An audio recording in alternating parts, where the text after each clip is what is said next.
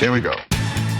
Welcome to the StayOnTheCourt.com podcast, the show that helps aging basketball players stay on the court and continue playing basketball or the sport that they love.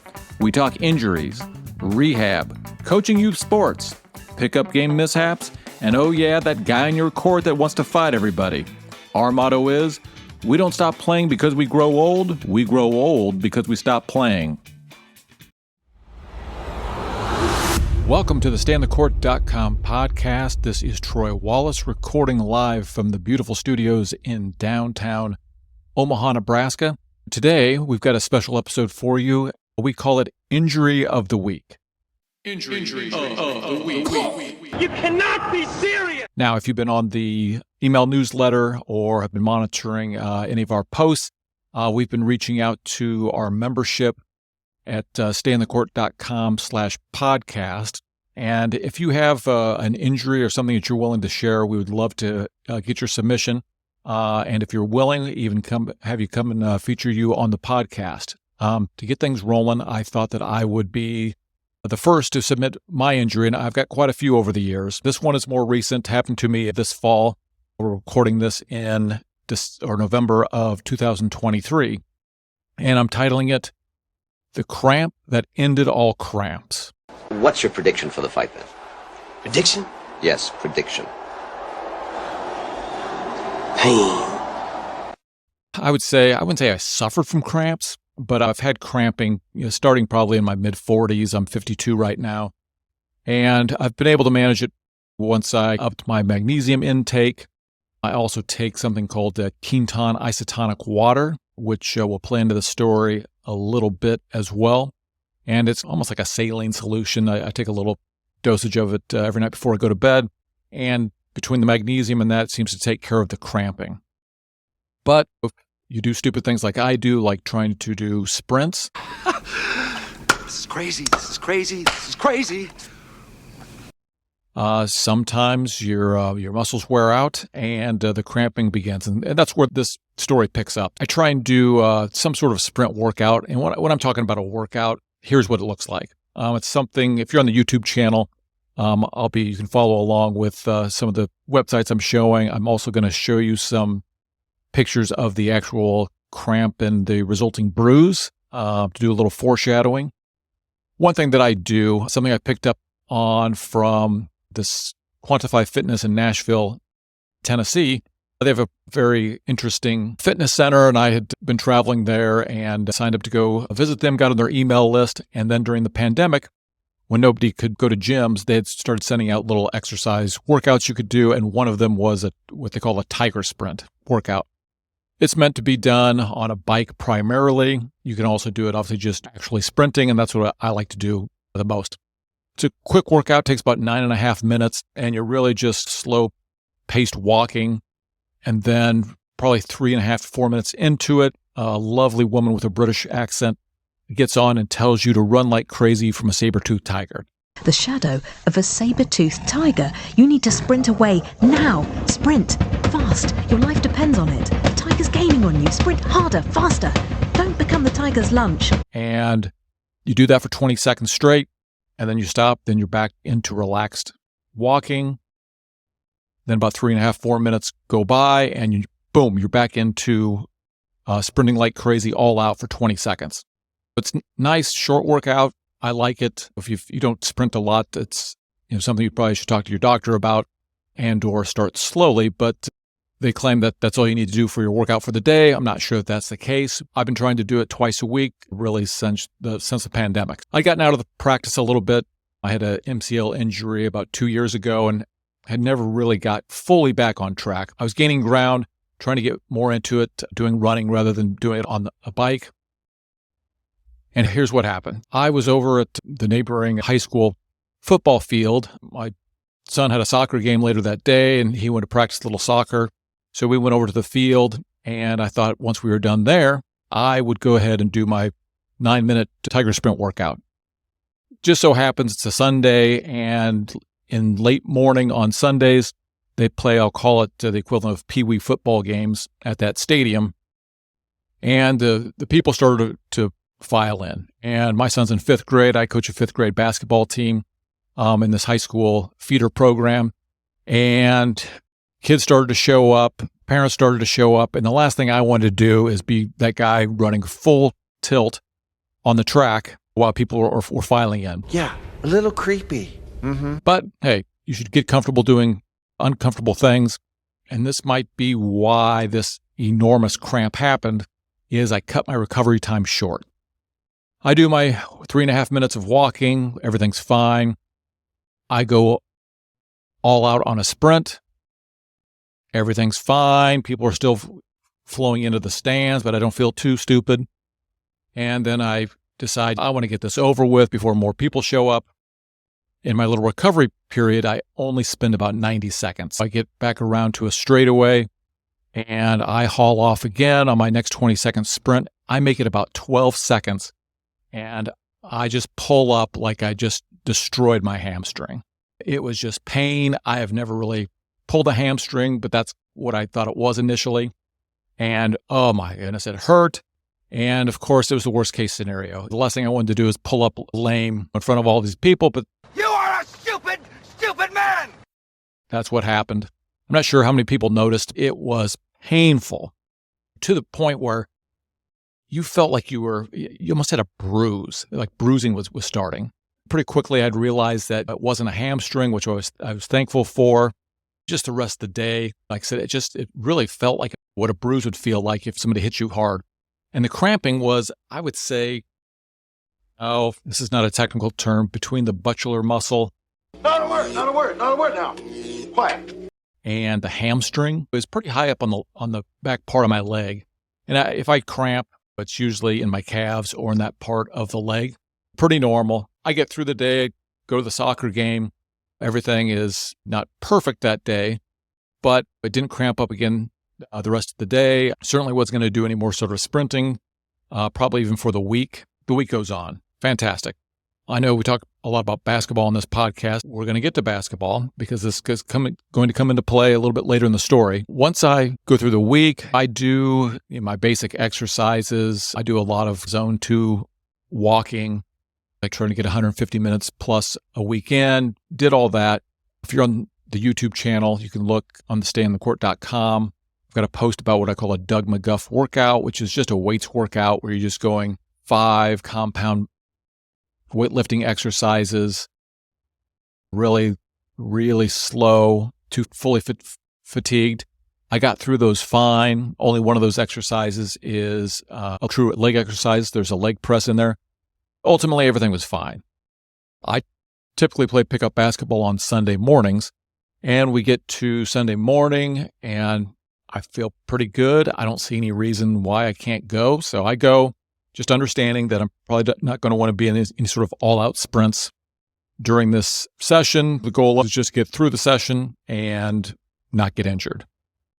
I play. I always say that the injuries always occur after the third game. I get through my 3 games. We win the game. You don't want to be that guy that leaves when you're a winner. Plus, on my court, we're lucky to get 10 people there. And by the end of the session, if you leave, you're going to be the one who ruins the game. I don't want to be that guy. You know, Gold member, I don't think that's something one dude should say to another dude. I go ahead and play that 4th game, and I get out on a run out where I have to sprint out. Somebody hits me.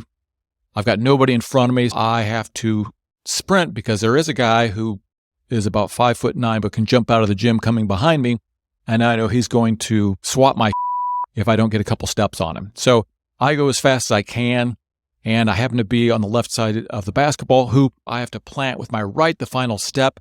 And I just come up lame again. Just that same piercing That's gonna hurt! pain.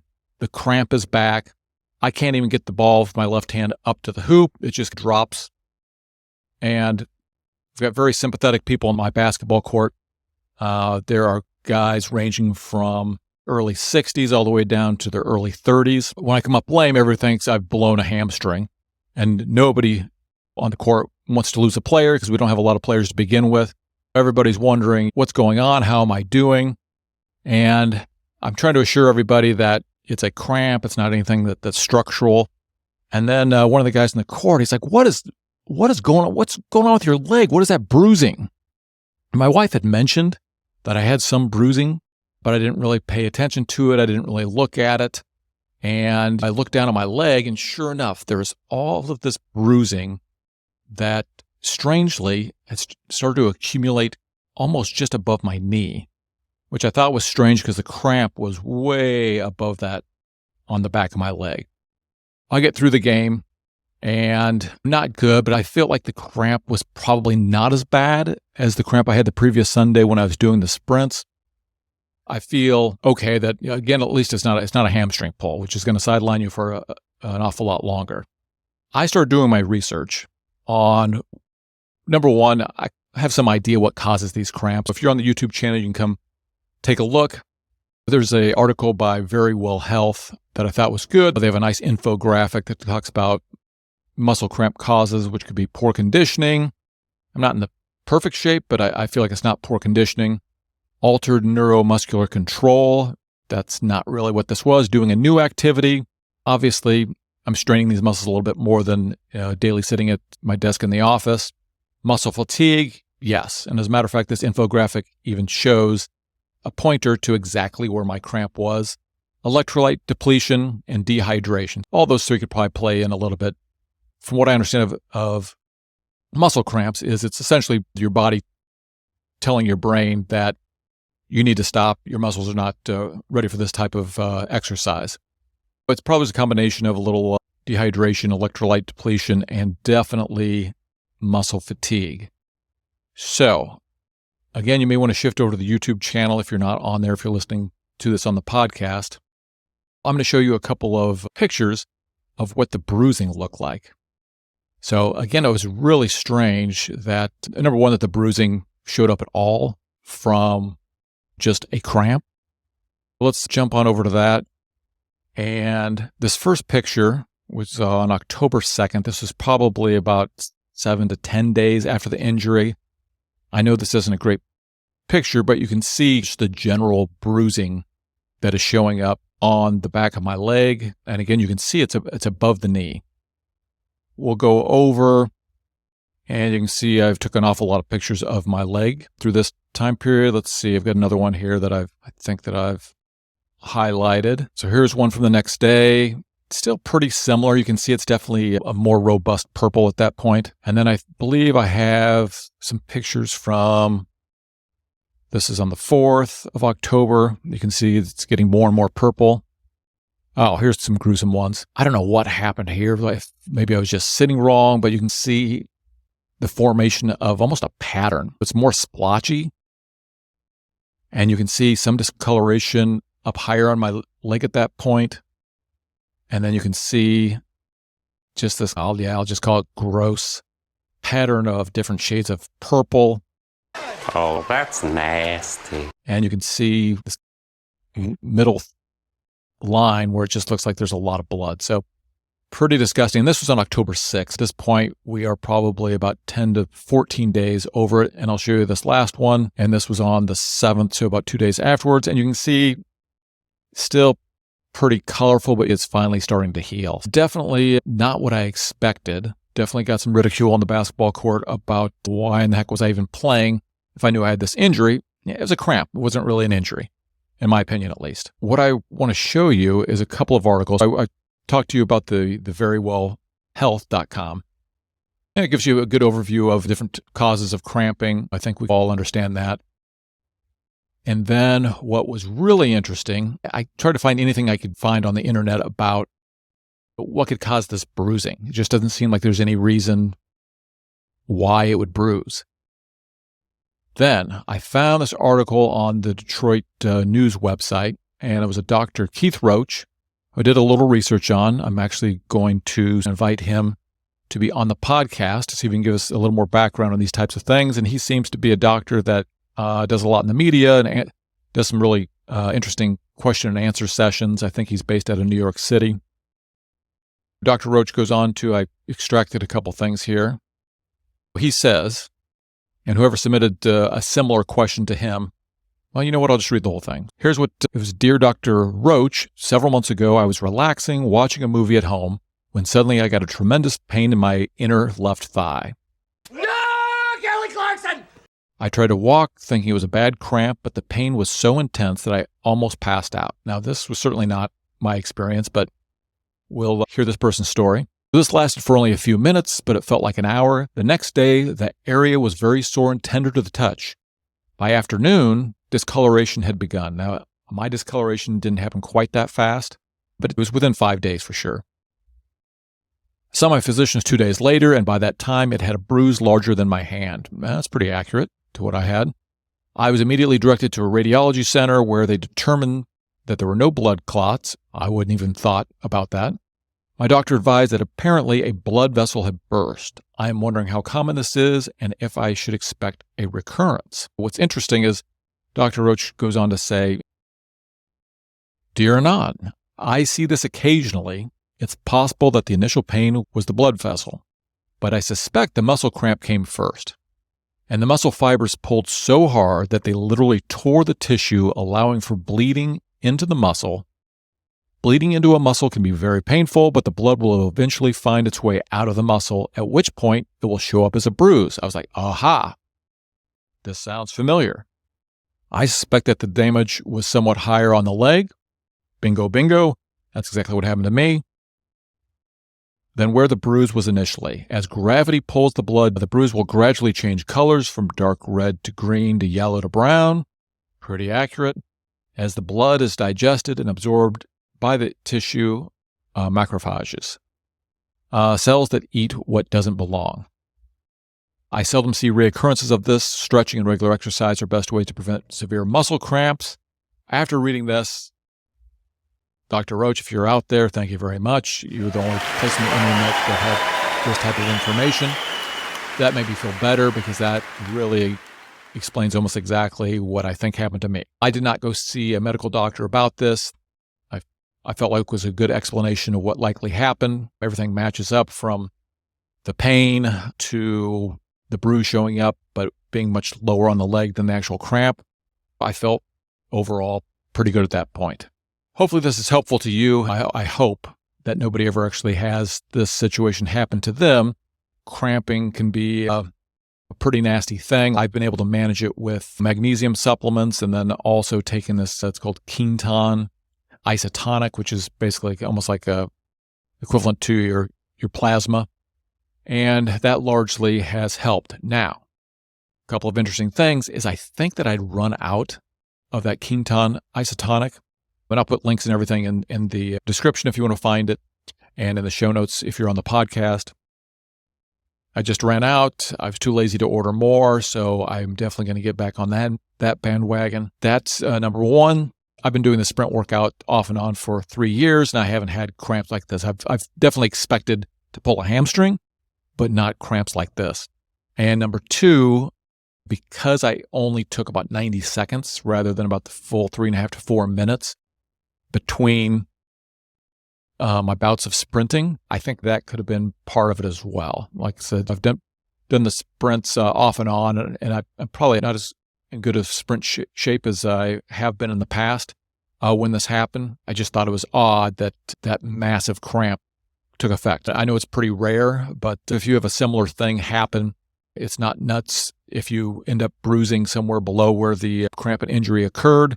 That appears to be, well, based on Dr. Keith Roach's account or his advice to this anonymous person on the Detroit News, pretty common, matched up with what happened to me. Hopefully this will help you if you run into a similar situation. Hey, again, if you want to submit your own triumph in your exercise regime or things that you think would be helpful to our listeners, certainly, again, go to standthecourt.com/podcast and submit it. We're also looking for more people other than me to share their stories of injury and hopefully a triumph over those injuries. If you're on YouTube, please subscribe and like. And if you're on the podcast, please follow us. That's it for this edition of Injury of the Week. ¿Cómo se llama? And we hope you have a good week yourself. Here we go.